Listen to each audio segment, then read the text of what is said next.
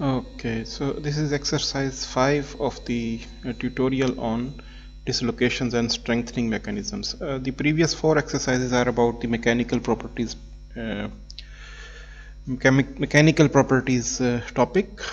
So we already have tutorials on those mechanical properties.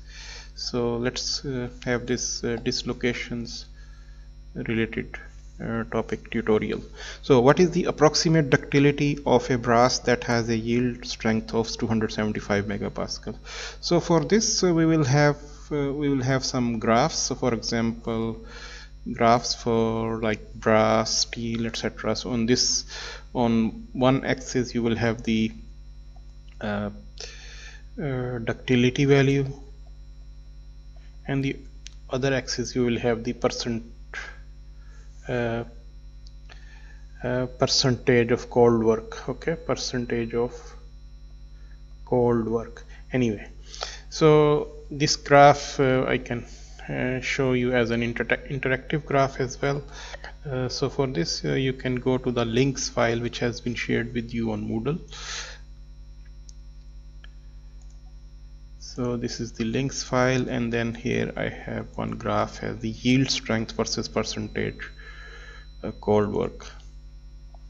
So this graph shows the yield strength on y-axis and percentage cold work on the x-axis, and then there are three curves. One is for steel, the other is for brass, and the other one is for the copper. So I can move this vertical line, and similarly I can move this horizontal line. So 275 megapascal strength, yield strength has been given. So here now this horizontal line is at 275 megapascal, and this line is intersecting this brass line at this value, at about this value. So one can say it's about 10.6% cold work. So it means that so for this 275 megapascal yield strength, percent cold work needed is 10.6. Okay, and for this percent cold work, what will be the ductility? Okay, what will be the ductility? So this we need to find. So for this there is another graph, ductility versus the cold work. So I again go to that links folder, ductility versus percent cold work. I click that link over here, and then I can open this chart. So now I know the ductility value, percentage cold work value is 10.6%. So I can move this vertical line to 10.6. Okay, so it's showing over here 10.6, and the ductility on this brass line will be here. Okay, somewhere here. Okay, so what I can see over here is the ductility value is 40.9%. 40.9%. So what is the approximate ductility? So the ductility is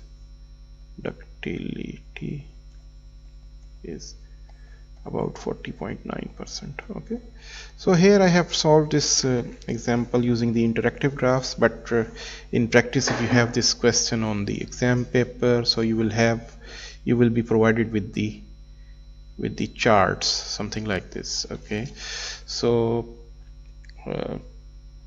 so on those charts you will need to locate the points. Okay, so this is the answer.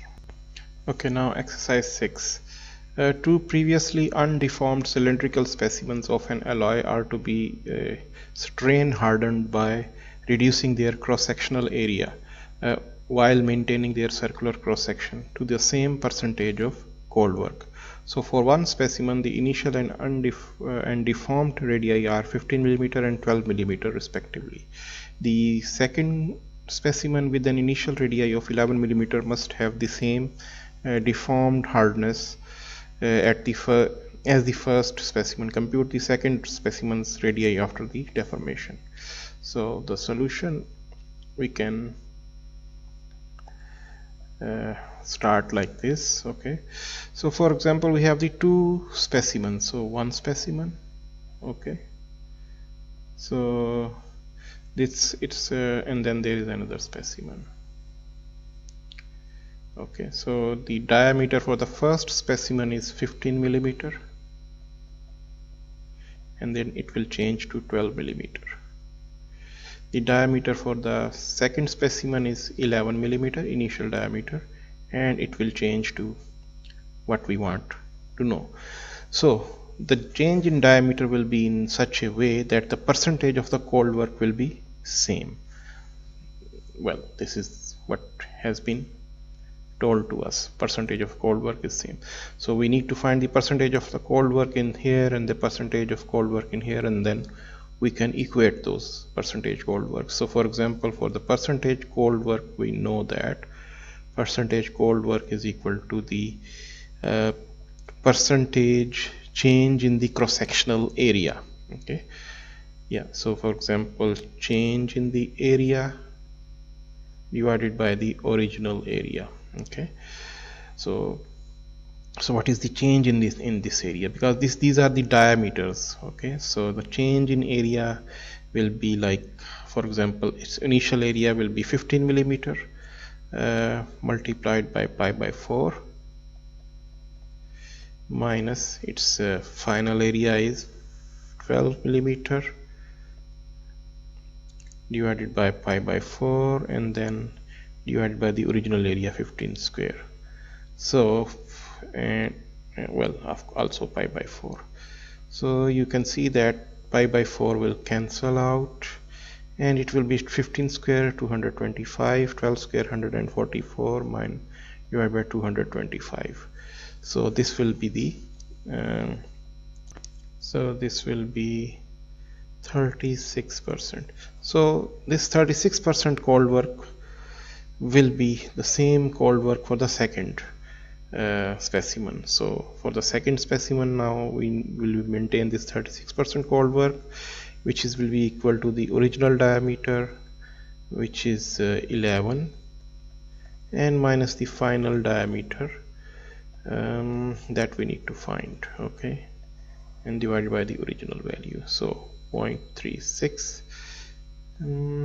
So pi by 4 will cancel out, and that will be equal to 1 to 1 minus d square divided by 1 to 1.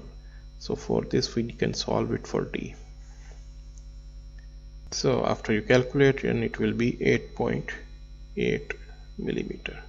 So this is our answer. Exercise 10. A cylindrical metal specimen having an original diameter of 12.9 millimeter and a gauge length of 50.9 millimeter is pulled in tension until fracture occurs.